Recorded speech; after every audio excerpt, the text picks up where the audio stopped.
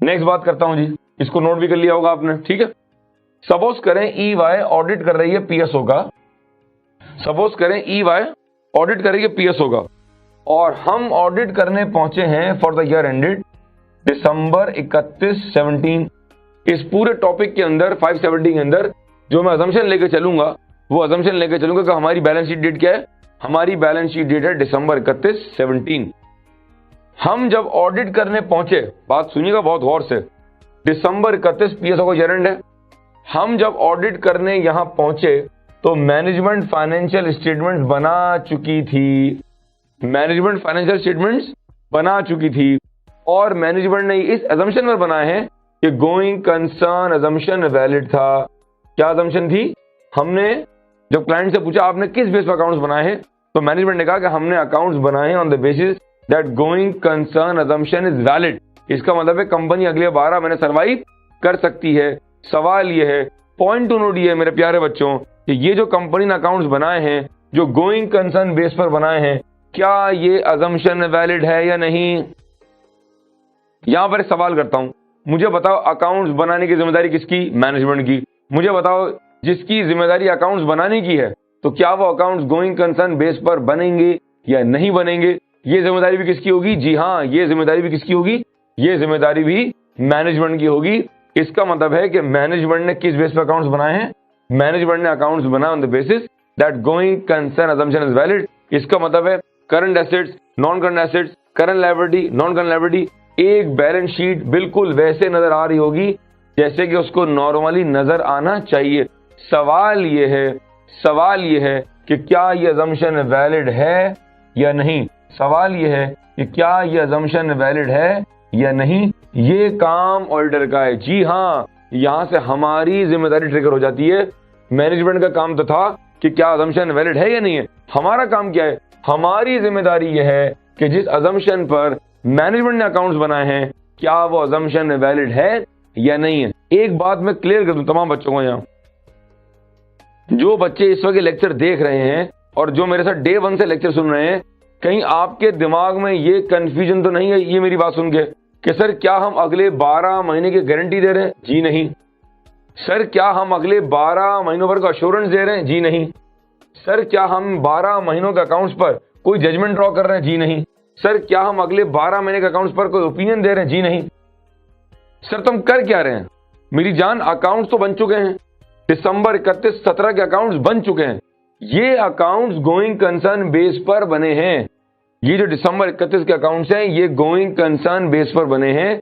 हमारी जिम्मेदारी ये है, हम ये इंश्योर कर रहे हैं, हम ये वेरीफाई कर रहे हैं कि क्या वो अकाउंट जो मैनेजमेंट ने गोइंग कंसर्न बेस पर बनाए हैं, क्या वो अजम्पशन वैलिड है या नहीं है। अगर वैलिड है तो ठीक है, अगर वो अजम्पशन वैलिड नहीं है, इसका मतलब हमें देखना पड़ेगा कि फाइनेंशियल स्टेटमेंट्स पर, रिपोर्ट के ऊपर उसका क्या इंपैक्ट पड़ेगा।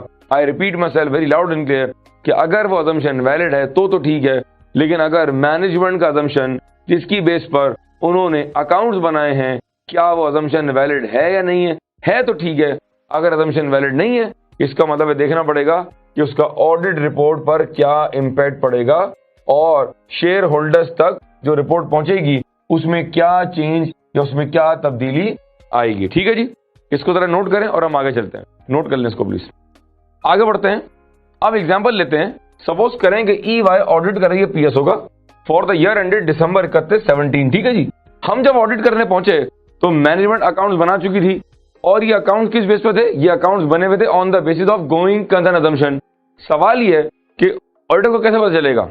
सवाल ये है कि ऑडिटर को पता कैसे चलेगा कि अजम्पशन वैलिड है या नहीं है। जी हाँ, यहां इस पॉइंट के ऊपर हमें कुछ मिलेंगे इंडिकेटर्स। क्या मिलेंगे हमें मिलेंगे जनाब अली गोइंग कंसर्न के इंडिकेटर्स। का रिपीट करो मेरे साथ, गोइंग कंसर्न के इंडिकेटर्स। अच्छा, यहां एक और बात नोट करने वाली है। हमारे इस सेशन के अंदर एक टॉपिक और आएगा, उसका नाम है आइजा 315। आइजा 315 में हम ये पढ़ेंगे, वहां हम ये सीखेंगे कि जब एक ऑडिट करने जाता है तो जब वो ऑडिट शुरू करने से पहले बनाता है स्ट्रैटेजी, जो हम कवर करेंगे आइजा 300 के अंदर।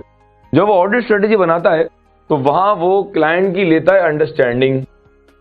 आई रिपीट माई सेल्फ, आइजा 300 में और 315 में हम ये पढ़ेंगे कि जब एक ऑडिटर ऑडिट स्टार्ट करता है, स्ट्रेटेजी बना रहा होता है, रिस्क असेसमेंट स्टेज पर होता है, तो सबसे पहले लेता है क्लाइंट की अंडरस्टैंडिंग। उस अंडरस्टैंडिंग को लेते वक्त जब वो अंडरस्टैंडिंग ले रहा होगा तो उसको पहले से कंपनी को कुछ आइडिया होगा। फॉर एग्जाम्पल, हालात बड़े खराब हैं, कैश फ्लो प्रॉब्लम्स हैं, सप्लायर्स ने अपने टर्म्स चेंज कर दिए हैं, प्रॉफिट मार्जिन जो है ना आपके डिक्लाइन हो गए हैं, रेशियो आपके नेगेटिव हो गए हैं, और इसके अलावा आप पर बहुत सारे सूट फाइल हो रहे हैं। कुछ चीजों का हमें पता उस टाइम चल जाएगा जब हम ऑडिट स्ट्रेटेजी बनाते हुए क्लाइंट की अंडरस्टैंडिंग लेंगे। इसका मतलब ये हुआ, पॉइंट टू नोट है, कि जब हमने यहाँ ऑडिट शुरू किया तो कुछ बातें तो हमें पहले से पता थी, जो मार्केट में चल रही थी, सोशल मीडिया पे चल रही थी। कुछ बातें हमें स्ट्रेटेजी बनाते हुए पता चली, और कुछ बातों का हमें पता चला जब हम ऑडिट कर रहे थे।